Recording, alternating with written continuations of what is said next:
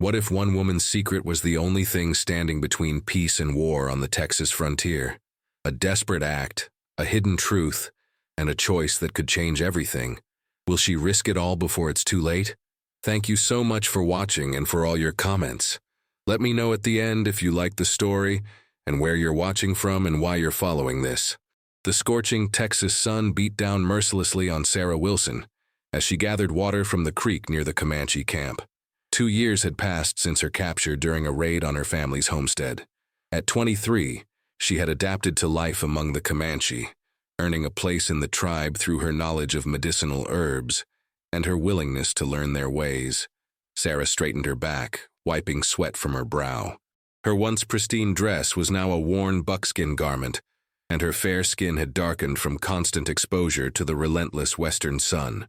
She was no longer the frightened young woman who had been dragged screaming from her home.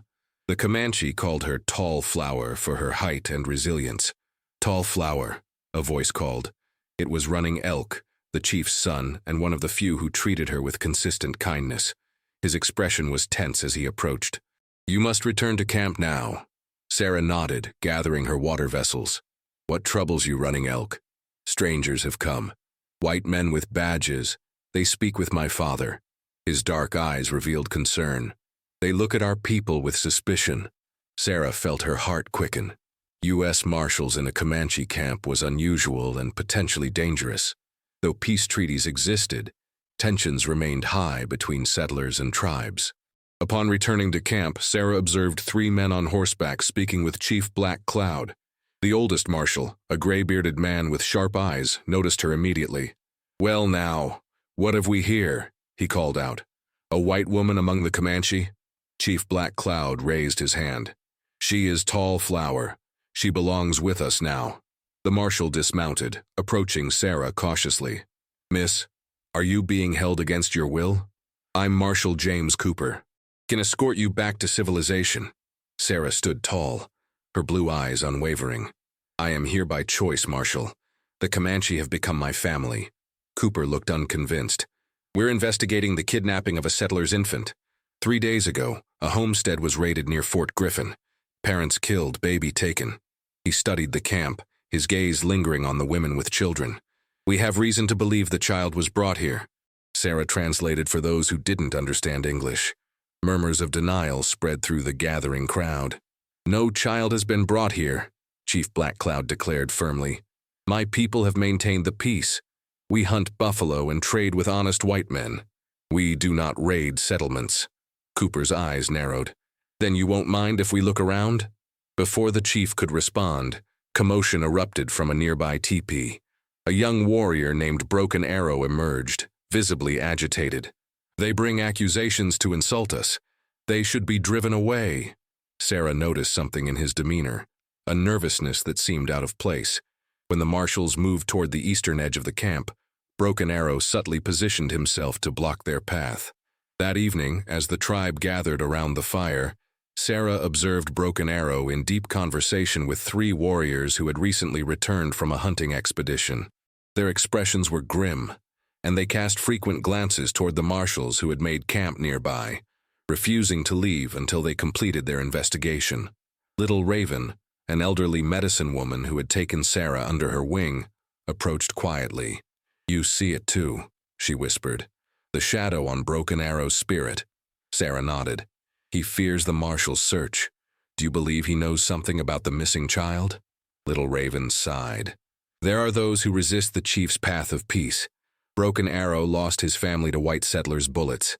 His heart remains wounded." As night descended, Sarah couldn't sleep. A soft crying sound drew her attention. Carefully she rose and followed the sound to a small cave beyond the camp's perimeter, a place where hunting supplies were often stored. There, wrapped in a bundle of furs, lay a fair-skinned infant, no more than a few months old. Standing over the child was Broken Arrow, attempting to quiet its cries with a mixture of milk and water. "What have you done?" Sarah whispered, her voice trembling. Broken Arrow spun around, his hand moving to his knife. When he recognized Sarah, his shoulders slumped slightly, but his eyes remained defiant. "The white men take our land, kill our buffalo, break their promises. I take something precious from them in return." Sarah's mind raced. If the marshals discovered the child, they might not believe the chief's innocence. The fragile peace could shatter, bringing violence upon the entire tribe. "This will not heal your pain," Sarah said softly, taking a cautious step forward. "It will bring death to many." "What would you know of such pain, white woman?" Broken Arrow hissed. "I know loss," she answered. "My parents were killed before my eyes. But this child is innocent, as were your family members. Break this cycle, Broken Arrow. Let me help you find a better path." The warrior's hand tightened on his knife, and for a moment Sarah feared for her life. Then, the baby's cry pierced the tension between them. "If I am discovered," Broken Arrow said, "I will say you helped me. Your people will hang you alongside me." Sarah reached for the child.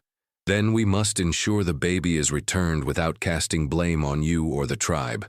The chief must know nothing of this, for his honor and the safety of all." Broken Arrow's expression wavered between rage and uncertainty. Outside, the wind picked up, carrying with it the promise of a storm, and with it perhaps a chance for Sarah to right a terrible wrong before more blood could be spilled on the unforgiving Texas soil. Dawn broke with clouds gathering on the horizon, promising rain by midday. Sarah had managed to convince Broken Arrow to give her until nightfall to devise a plan. She cradled the infant, now hidden in her own teepee, while little Raven stood watch outside. "The child needs proper milk," Sarah whispered, watching the baby's face contort with hunger. "Cow's milk mixed with water isn't enough." Little Raven nodded, her weathered face solemn. "Yellowbird lost her baby to fever last moon. She still has milk. I will speak with her, but carefully." As the medicine woman slipped away, Sarah examined the infant more closely. A boy with wisps of dark hair and bright blue eyes. Despite his ordeal, he seemed healthy, though clearly hungry and distressed. "You'll be home soon, little one," she murmured, rocking him gently. The sound of approaching footsteps made her heart race. Quickly she tucked the baby into a basket, covering him with soft hides. Marshal Cooper's voice carried from outside. "Miss Wilson, may I have a word?" Sarah composed herself, adjusting her clothing before pulling back the teepee flap. "Marshal," Cooper removed his hat, "I've been thinking about your situation. It's unusual to find a white woman voluntarily living among the Comanche. Life takes unexpected turns, Marshal." She kept her body positioned to block the entrance, praying the baby wouldn't cry. "Indeed it does." His eyes studied her face carefully. "Chief Black Cloud insists no child was brought here, but we found tracks leading in this direction. 3 riders, moving fast." Sarah maintained her calm expression. "Many ride through these lands. Hunters, traders. Perhaps," Cooper replaced his hat, "we're extending our search to the river today. Chief Black Cloud has agreed to send 2 of his men to guide us." When the marshal moved away, Sarah exhaled shakily. Little Raven returned with Yellowbird, a young woman whose grief had hollowed her cheeks and dimmed her eyes. Upon seeing the white infant, Yellowbird initially recoiled. "This is the child the white men seek?" Sarah nodded. "Broken Arrow took him in misguided revenge, but this baby is innocent, as was your own child." Yellowbird's eyes welled with tears. After a moment's hesitation, she reached for the infant. "I will feed him, but I cannot keep this secret long. My husband will ask questions." "Just until nightfall," Sarah promised. "Then I will find a way to return him safely." Throughout the day, Sarah gathered supplies while observing the marshal's movements. They had split up, with Cooper and 1 deputy searching the northern perimeter, while the youngest marshal remained near the camp, watching.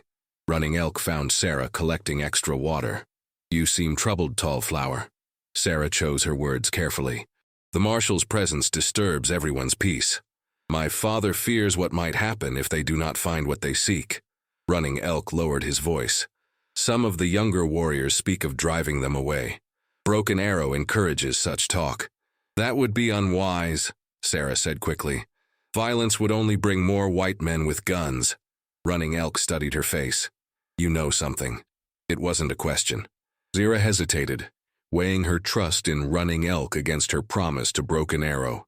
Before she could decide, commotion erupted from the central area of the camp. Yellowbird's husband, Strong Bow, was confronting Broken Arrow, his voice raised in anger. "You brought this danger to our people. My wife weeps over a white man's child." Sarah rushed toward them, heart pounding. By the time she reached the confrontation, warriors had formed a circle around the two men. Yellowbird stood trembling, the baby in her arms now visible to all. Chief Black Cloud pushed through the crowd, his face thunderous. "What is this?" Strongbow pointed accusingly at Broken Arrow. "He raided the settlers' home and stole their child. Now he has forced my wife, who still mourns our baby, to nurse this white infant." Broken Arrow's hand moved to his knife.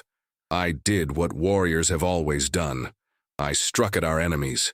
Without my permission," the chief roared. "You have broken the peace I worked to build." The commotion attracted the young marshal, who came running. Seeing the baby, he immediately drew his pistol. "That's the Schulman baby. Step away from that child." Within moments, chaos descended. Warriors reached for weapons.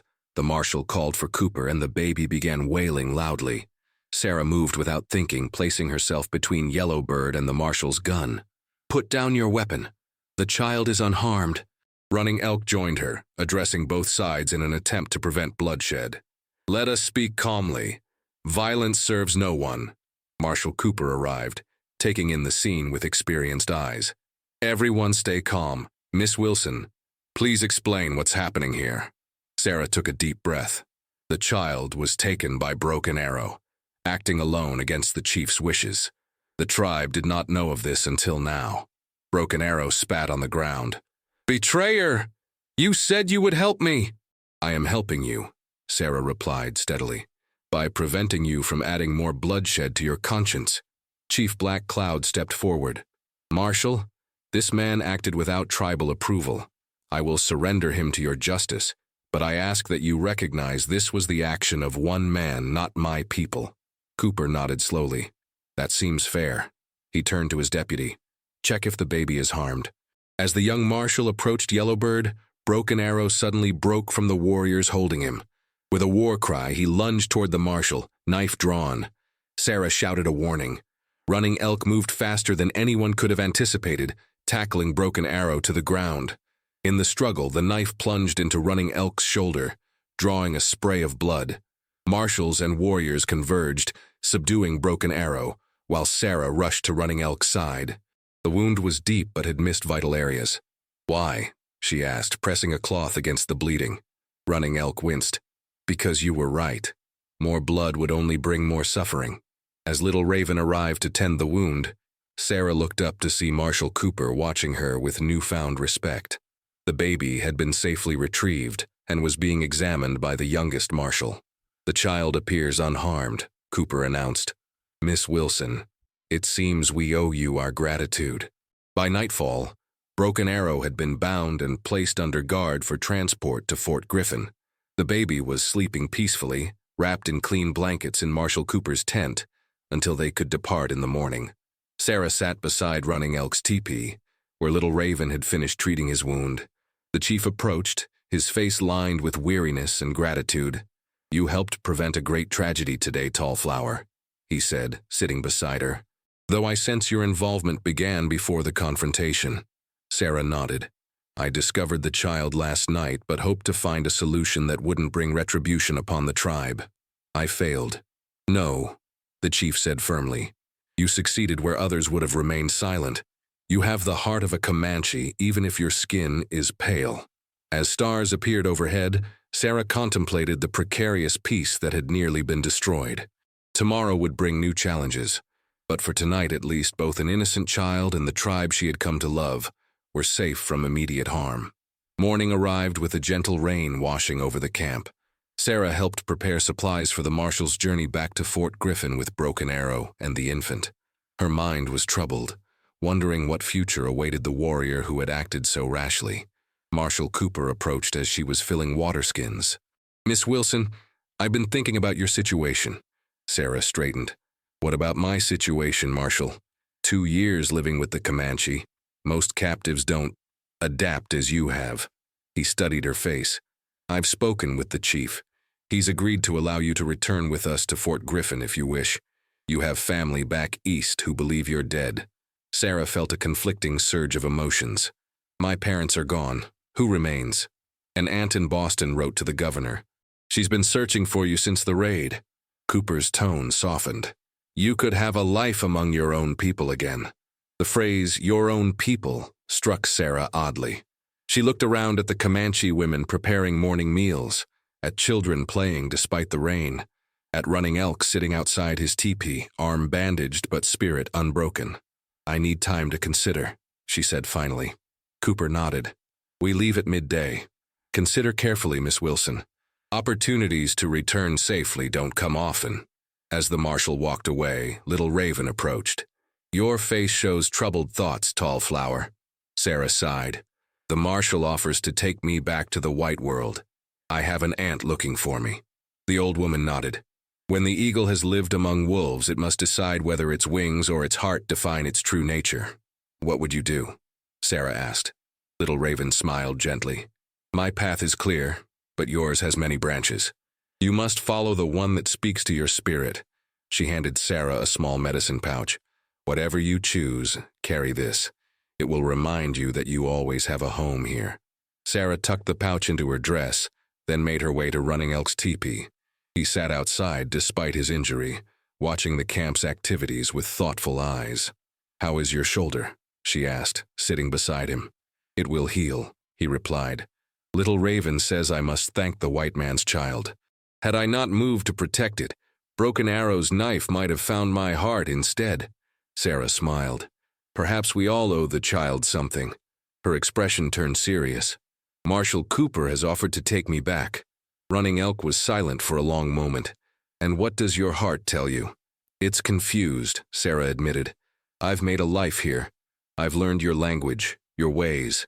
But there's a part of me that wonders about the world I left behind. The path between two worlds is never easy, Running Elk said softly. But few are given the chance to walk it. Before their conversation could continue, commotion arose near the edge of camp. 3 riders approached at speed, their horses kicking up mud from the rain-soaked ground. Chief Black Cloud moved to meet them, with Cooper and his deputies close behind. Sarah and Running Elk joined the gathering crowd. The lead rider, a weathered man in a cavalry uniform, dismounted. Captain Lawrence Hargrove, Fort Griffin, he announced. We've been tracking Comanche raiders operating in this territory. Sarah translated for the benefit of the tribe. Cooper stepped forward, introducing himself and explaining their presence. We've apprehended the man responsible for the Schulman raid, Cooper said. A Comanche warrior acted alone against his chief's orders.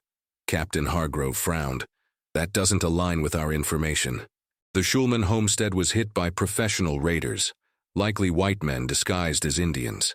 They've struck 3 other homesteads in the past month. A murmur ran through the gathering. Sarah translated this new information, watching comprehension dawn on faces around her. Are you certain? Cooper asked, visibly disturbed. Hargrove nodded. One of the raiders was shot during their last attack. We tracked him to a camp 10 miles west. His companions abandoned him as he died, but he confessed to several raids, including the Schulman place. Cooper turned to Chief Black Cloud. It seems I owe you an apology, Chief. Sarah moved forward. But what about Broken Arrow? He confessed to taking the child. Hargrove looked confused. Cooper explained the situation, how they had found the Schulman baby in the Comanche camp, held by a warrior who claimed responsibility. That doesn't make sense, Hargrove said. According to our dying witness, they left no survivors at the Schulman place. Both parents and the baby were killed. A cold silence fell over the gathering. Sarah's mind raced. Then whose child do we have? All eyes turned to the bundle in the arms of the youngest marshal. The baby, awakened by the commotion, began to cry. There's something else, Hargrove continued. The Schulman baby was a girl, Hannah Schulman, 6 months old. Cooper approached his deputy, gently pulling back the blanket to examine the infant more carefully. This child is a boy, perhaps 3 or 4 months old.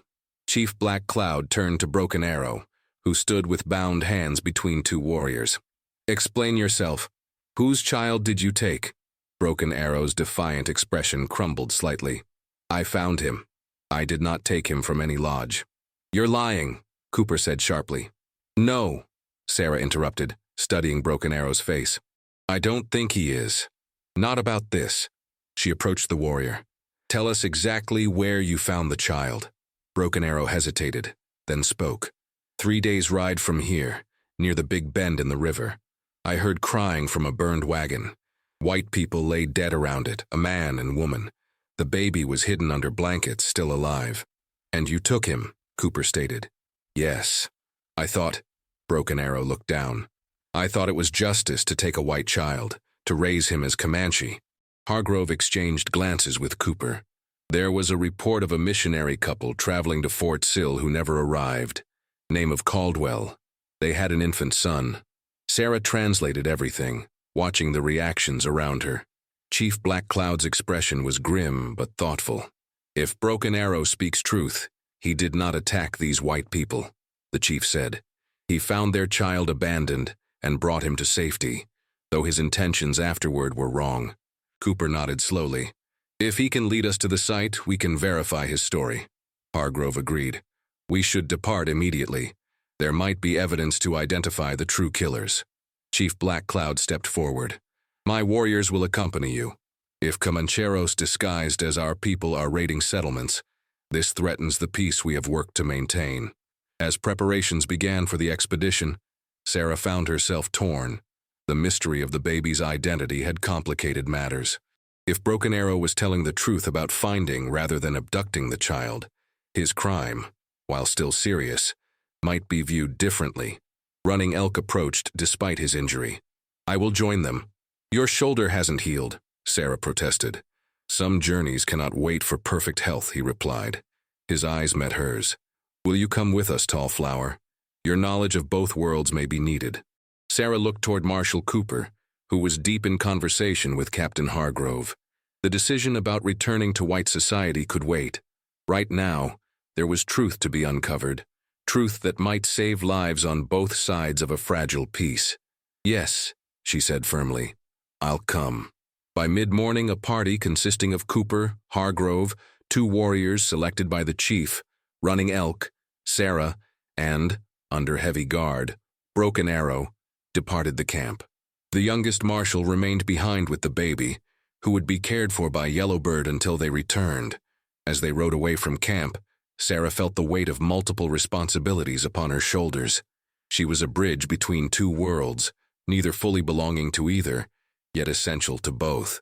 Whatever they discovered at the burned wagon would shape not only Broken Arrow's fate, but potentially the future of peace between the Comanche and settlers. The rain had stopped, but dark clouds lingered on the horizon. Sarah urged her horse forward, keeping pace with Running Elk, whose determination to participate despite his injury spoke volumes about his character. She caught him watching her occasionally, his expression unreadable but intense. Whatever path she ultimately chose, returning to her aunt in Boston or remaining with the Comanche, this journey would first reveal important truths about the baby, about Broken Arrow, and perhaps most importantly, about herself. The expedition reached the burned wagon as sunset painted the western sky in brilliant oranges and reds.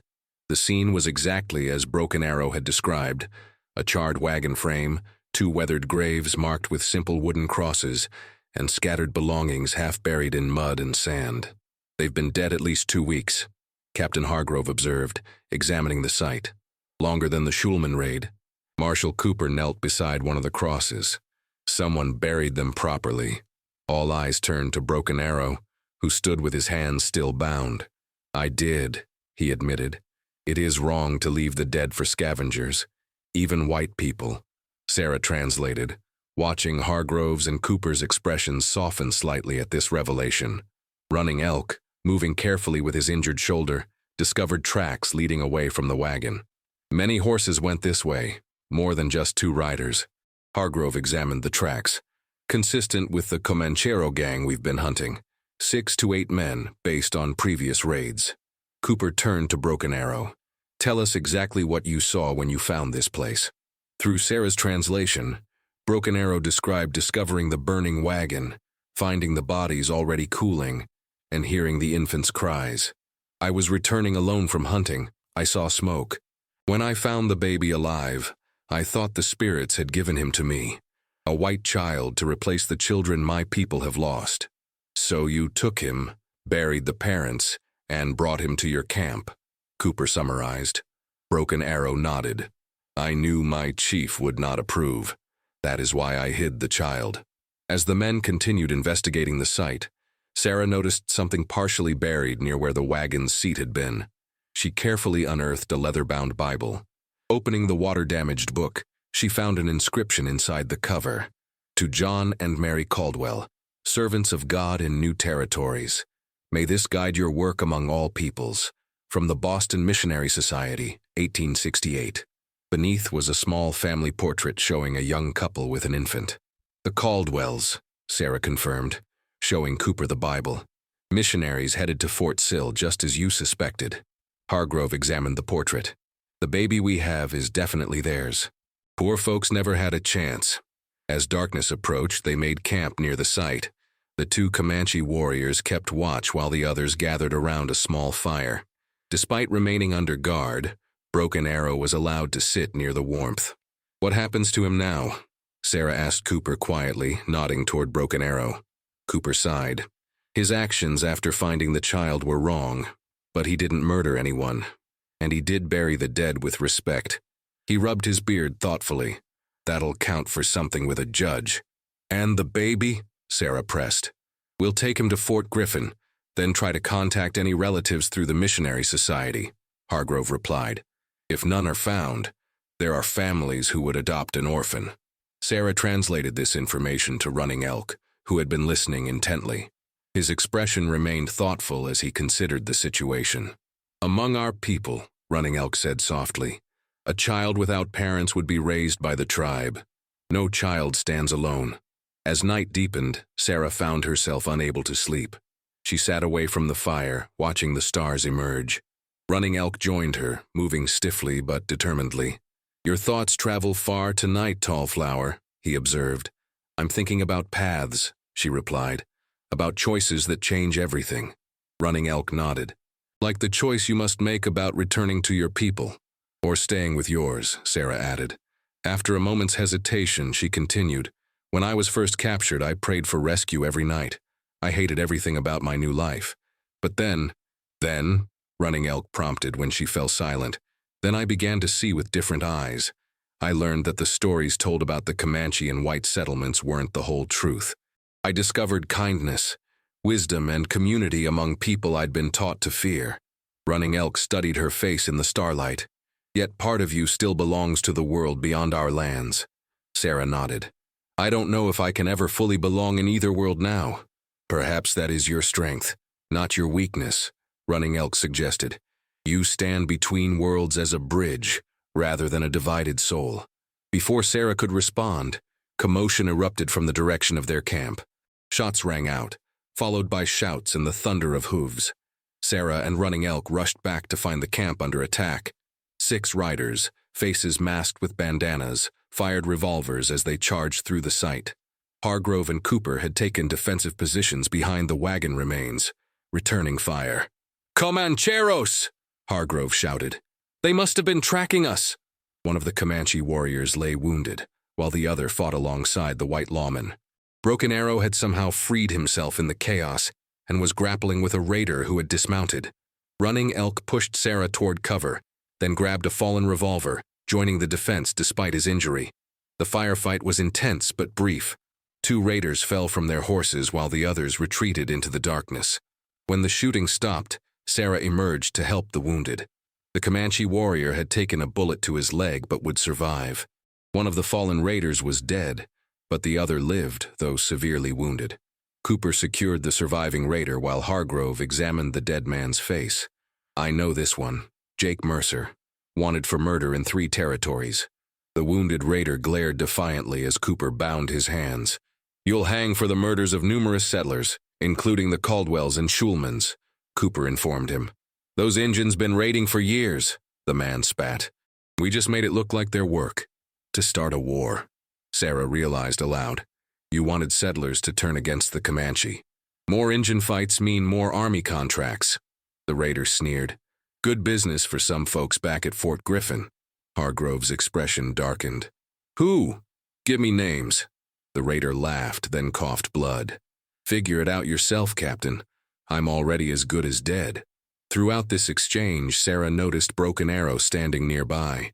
Instead of attempting escape, he had helped defend the camp. Now he approached Cooper with dignity. "I will accept your justice," he said in halting English, "but know that my people did not raid these settlements." Dawn broke with new clarity. The surviving raider had died during the night, but not before revealing enough to confirm that the Comanchero gang had been disguising their raids as Comanche attacks. This information, coupled with Broken Arrow's actions during the ambush, had shifted perspectives dramatically. As they prepared to return to the Comanche camp before continuing to Fort Griffin, Cooper approached Sarah. "Miss Wilson, I've been reconsidering Broken Arrow's situation." Sarah paused in packing her saddlebag. "Oh?"